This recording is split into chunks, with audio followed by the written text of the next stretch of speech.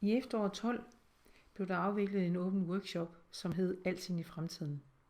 Her deltog mange forældre ved at dele deres tanker og bevæggrunde for, hvorfor de har valgt Amager Lille Skole som skole for deres børn.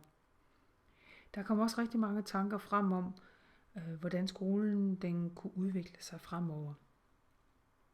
Arbejdet er dokumenteret i et notat, som har været diskuteret i styrelsen, i personalegruppen, og der er opstået en række initiativgrupper som følge af dagen. En af disse grupper, det er visionsgruppen, og visionsgruppen har i samråd med forretningsudvalget og styrelsen, og i samråd med Merete, taget initiativ til at invitere til en fremtidsdag den 25. januar 14. De billeder, I kan se på siden her, det er billeder fra den åbne workshop, der tydeligvis emmer af både engagement og kreativitet og mange tanker.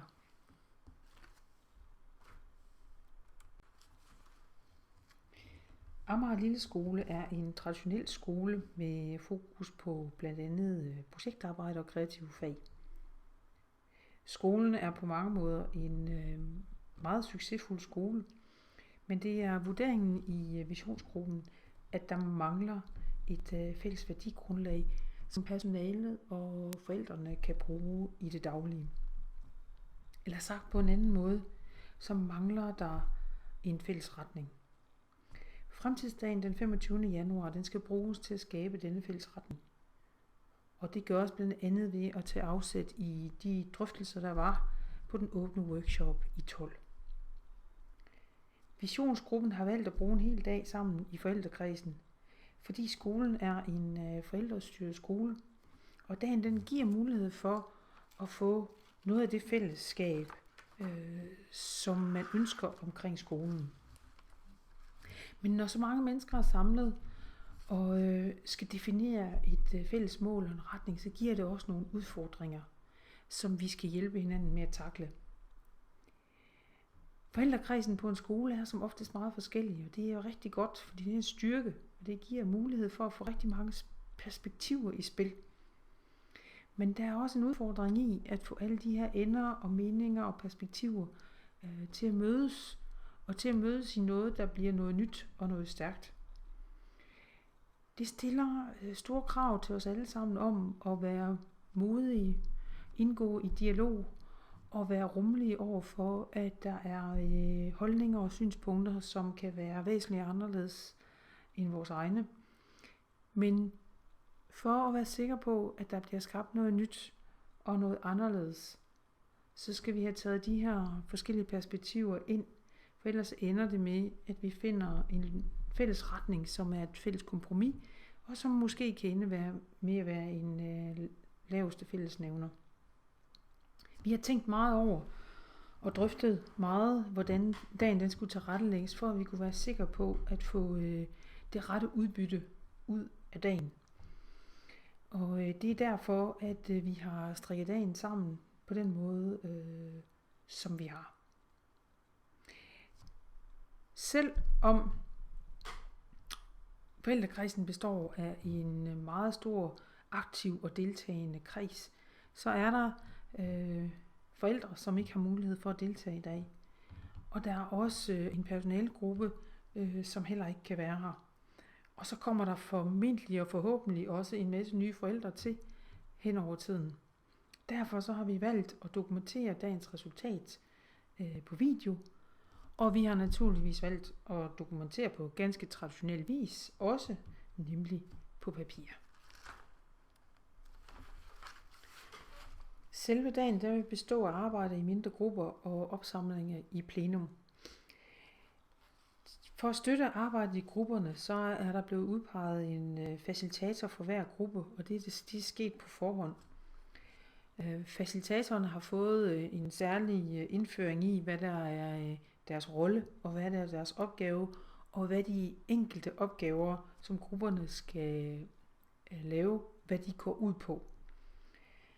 Facilitatoren har derfor et stort ansvar for at få arbejdet i gruppen til at fungere godt, og få gruppen til at samarbejde og få alle perspektiver frem. De resultater, som vi meget gerne vil nå frem til i løbet af dagen, det er karakteriseret ved de 4 temaer, som er i yderkanten af den figur, I kan se her. Det vi skal arbejde med, det er at få beskrevet en vision og en ambition. Det er at få beskrevet, hvad er skolens fokus og særlige kendetegn. Det er at få defineret, hvad er berigende fællesskaber, og hvordan arbejder vi med dem. Og det er at få beskrevet leveregler og grundværdier. Vi kommer lidt nærmere tilbage til det lige om lidt.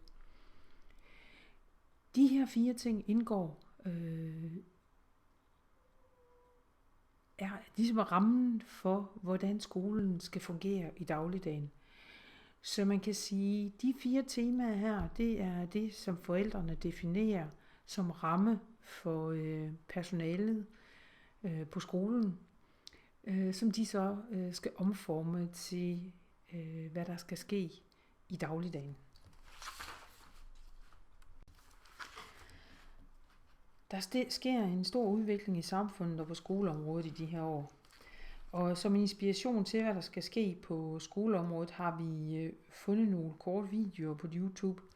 Og for at få et fælles afsæt for dagen, så vil vi meget gerne have, at I på forhånd har set disse videoer.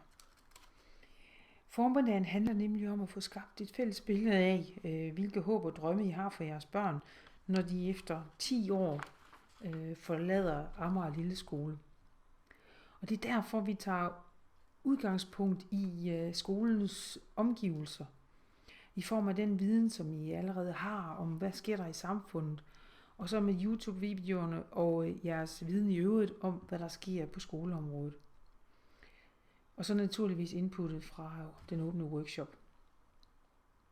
Opgaven bliver i første omgang i grupperne at definere, hvad er det for trends i samfundet, som har betydning for jeres børn, og hvad de skal lære på skolen i løbet af de her 10 år. Og så er det, hvad er det for noget, der påvirker jeres håb og drømme for jeres børn, i forhold til det, der sker på skoleområdet. Og hvad var det lige, I havde med fra sidste gang fra den åbne workshop? Det handler hele formiddagen om. Og vi starter nemlig kl. 10, som I kan se her, med en kort velkomst. Og så fordi vi håber, at I har set programmet her, så at vi kan relativt hurtigt gå videre med gruppearbejdet. Der får I så en times tid til at få skabt det billede, som I kan se her på siden. Og så samles vi i plenum for at lave det fælles billede.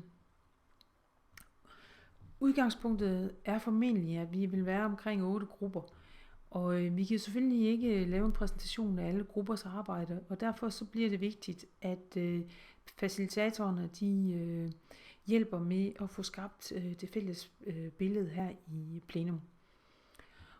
Det fælles billede bliver afsættet for, hvordan for det arbejde, der skal laves om eftermiddagen. Og så har vi en frokostpause kl. 12.30.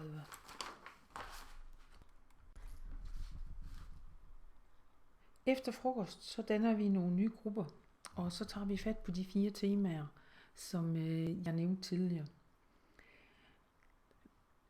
Der forventes at være 2 grupper for hvert tema.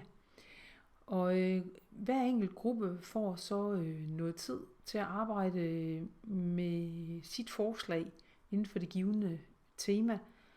Og efter noget tid, lidt over en time, skal de 2 grupper, som har samme tema, samles og slå deres 2 versioner sammen til et, som de så også forbereder en præsentation af i plenum.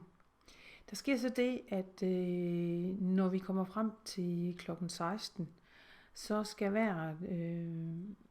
har vi 4 temaer, som skal præsenteres, og Og de vil så, i forbindelse med, at de bliver præsenteret, vil de blive optaget på video, som vi så kan bruge efterfølgende. Kl. 17.30 vil der være en kort opsamling. Vi glæder os til at se dig til forældrenes fremtidsdag for Amager Lilleskole. Og vi håber, at du har fundet præsentationen her og programmet inspirerende, og at det allerede har sat en masse tanker i gang hos dig, som vi kan få glæde af den 25. januar. Vi ses.